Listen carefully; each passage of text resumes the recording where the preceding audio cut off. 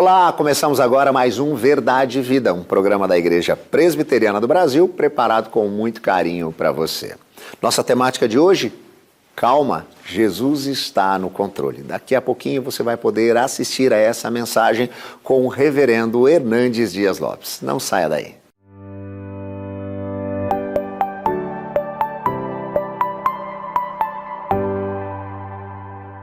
Que bênção poder compartilhar com você a palavra de Deus no programa Verdade e Vida. E hoje, uma palavra para o seu coração. E o tema é: calma, calma, Jesus está no controle.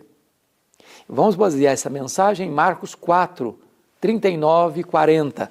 Vamos ouvir a leitura deste texto.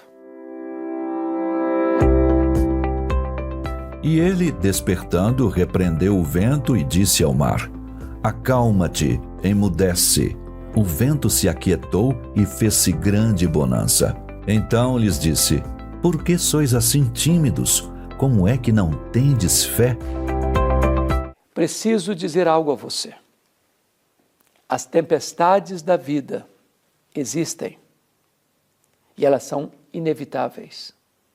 Chegam para todos. Às vezes elas são também imprevisíveis, chegam quando nós não estamos esperando. Não poucas vezes, elas são também inadministráveis, fogem do nosso controle. Porém, todas elas são pedagógicas. Não acontecem por acaso. Deus tem um propósito. O texto de Marcos, capítulo 4, versos 35 a 41, relatam essa experiência dos discípulos com Jesus no mar da Galileia. Eles estão atravessando o mar por uma ordem de Jesus. Quando Jesus, depois de ter ensinado uma multidão o dia todo, cansado, vai lá para trás do barco, pega um travesseiro, deita e dorme. Ele era perfeitamente homem. Chega a tempestade, súbita, perigosa, ameaçadora. Os discípulos tentam resolver o problema, mas não conseguem.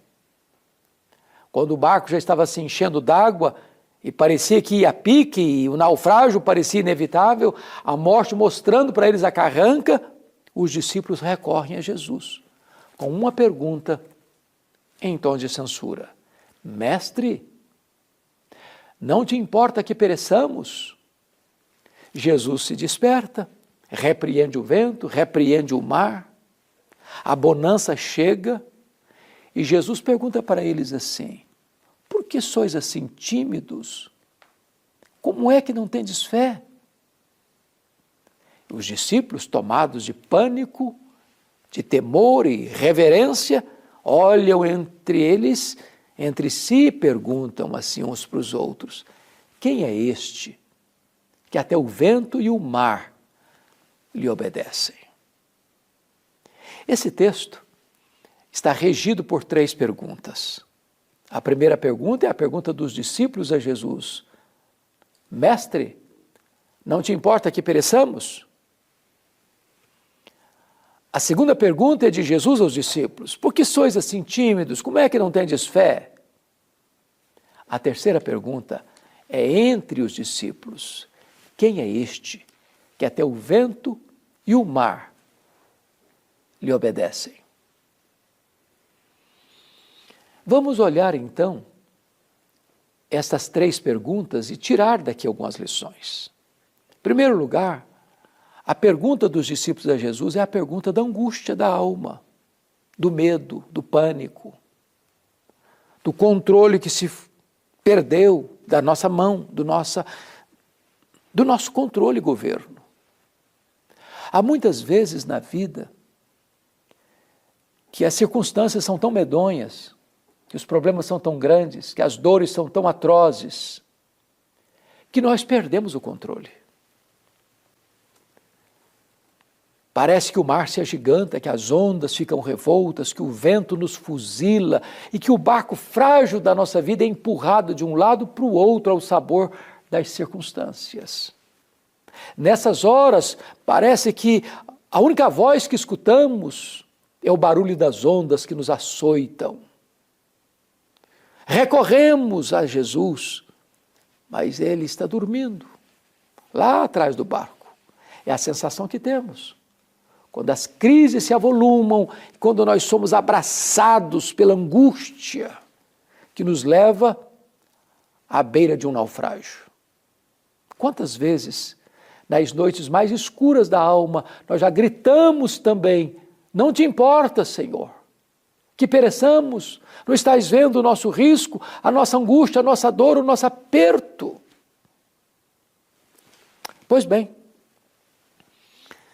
diz o texto que Jesus se levantou e o mar escutou sua voz, e o vento escutou sua voz, e ambos, mar e vento, obedeceram à voz de Jesus. Sua voz é poderosa. O universo inteiro se dobra diante da sua autoridade. Aí Jesus volta-se para os discípulos e pergunta assim: por que vocês estão com medo? Como é que vocês não têm fé? Bom, mas se você e eu estivéssemos lá, dentro de um barco frágil, de noite, assolados por uma tempestade, nós estaríamos com medo também. Por que eles deviam ter fé e não medo? Primeiro, porque Jesus havia dado uma ordem: passemos para outra margem. Se Jesus disse passemos para outra margem, o destino deles era outra margem. Promessa de Jesus e realidade são a mesma coisa. Se ele prometeu, ele é fiel para cumprir. Por que eles deviam ter fé e não medo? Porque Jesus estava dentro do barco. Jesus é o Criador do céu, da terra e do mar. A criatura não é maior que o Criador. O mar não podia engolir aquele que é o Criador do mar.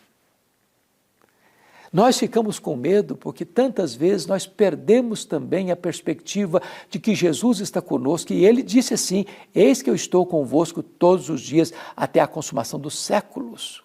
O maior antídoto para o medo é a consciência da presença de Jesus conosco. Por que eles deviam ter fé e não medo? Porque Jesus estava no barco, descansando, sereno, tranquilo, dormindo. Jesus sabia que a tempestade viria, mas é claro que sabia. E se sabia, por que dormiu? Porque sabia que tudo estava sob controle.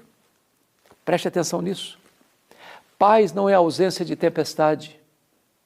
Paz é a certeza que, apesar da tempestade, tudo está sob controle. Não do nosso controle, mas do controle de Jesus. Então, calma, calma. Jesus está no controle. Por que eles deviam ter fé e não medo? Por causa do poder de Jesus?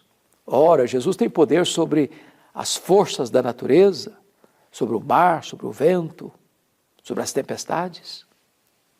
Quando Jesus desembarca do outro lado, território gentílico, Jesus liberta um homem possesso de uma legião de demônios, 6.000 demônios. Jesus tem poder sobre os demônios. Jesus desembarca em Cafarnaum e uma mulher hemorrágica, há 12 anos sofrendo, é curada ao tocar na orla das vestes de Jesus. Ele tem poder sobre as enfermidades.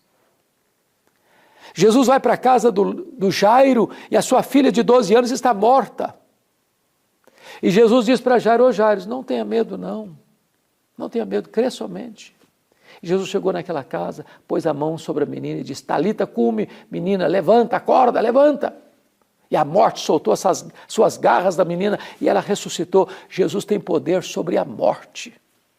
Jesus tem todo o poder nos céus e na terra. Você não precisa ter medo. Você precisa ter fé. Mas agora, quando tudo se fez calmo, bonança, os discípulos, diante daquele grande milagre, admirados com o poder de Jesus, perguntam uns para os outros assim: quem é este que até o vento e o mar lhe obedecem? Este é o Criador do universo. Este é aquele que sustenta todas as coisas pela palavra do seu poder. Este é a semente da mulher que nasceu para esmagar a cabeça da serpente. Este é aquele que foi simbolizado pelo Cordeiro da Páscoa, pelo tabernáculo, pela Arca da Aliança. pelo templo, pelas festas, pelos sacrifícios, pelo sábado. Tudo era sombra dele. Ele é a realidade. Quem é este? Este é o maravilhoso conselheiro, Deus forte, o Pai da eternidade, o príncipe da paz. Este é o sol da justiça, a brilhante estrela da manhã. Este é aquele que na plenitude dos tempos nasceu de mulher, nasceu sob a lei para ser o nosso Redentor. Este é o Verbo que se fez carne e habitou entre nós, cheio de graça e de verdade, e vimos a sua glória, glória como do unigênito do Pai. Este é o Cordeiro que foi morto, mas está vivo pelos séculos dos séculos. Este é o grande eu sou, este é o pão da vida, este é a luz do mundo, este é a porta das ovelhas, este é o bom pastor, este é o caminho e a verdade e a vida, este é a videira verdadeira. Este é o Cordeiro que tira o pecado do mundo. Este é o Rei dos Reis, este é o Senhor dos Senhores, este é aquele que desceu da glória e sofreu, e chorou, e sangrou, e carregou sobre a sua cruz, no madeiro, os nossos pecados. Este é aquele que entrou nas entranhas da morte, matou a morte e ressuscitou, inaugurando a imortalidade.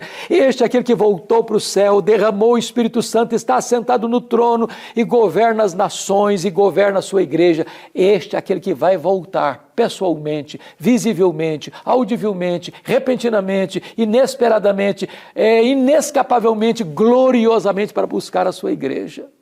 Este é aquele que vai sentar no trono para julgar as nações.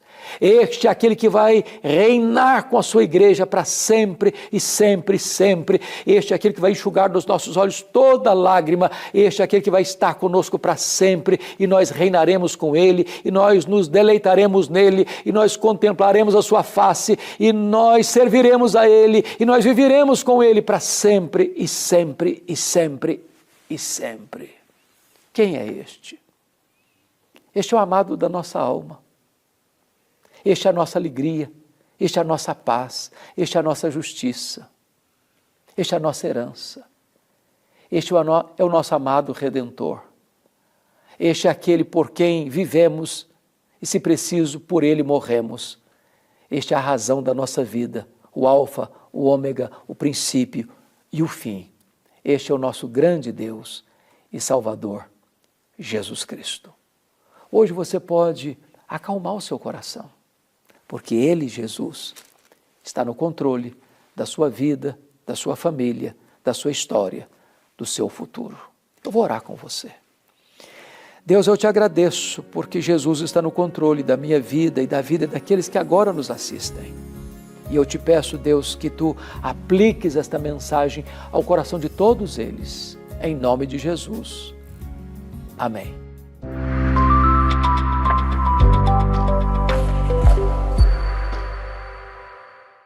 Chegamos ao final do nosso programa, espero que você tenha sido tão abençoado quanto eu por tudo que já aconteceu aqui. E se você quer compartilhar esse programa com alguém próximo a você para poder abençoar a vida dessa pessoa, é muito fácil de fazê-lo. Basta você entrar em contato conosco por meio do WhatsApp. Está aparecendo aqui o telefone, o código de área é o 11 947 18 94 50. Você vai mandar para a gente uma mensagem digitando apenas a palavra vida. E aí a gente vai te encaminhar esse programa para você enviar para quem você quiser e abençoar a vida dessa pessoa. Você pode também encontrar outros programas Verdade e Vida lá no nosso canal no YouTube, youtube.com/programa Verdade e Vida, e também no youtube.com/IPB Oficial. Se você quer conhecer um pouquinho mais sobre a nossa igreja, é só você fazer isso, sempre buscar pelo @IPB Oficial e conhecer um pouquinho daquilo que a Igreja Presbiteriana do Brasil acredita e aquilo que ela tem feito. Verdade e Vida se encerrando, mas semana que vem estaremos de volta, neste mesmo horário e neste mesmo canal.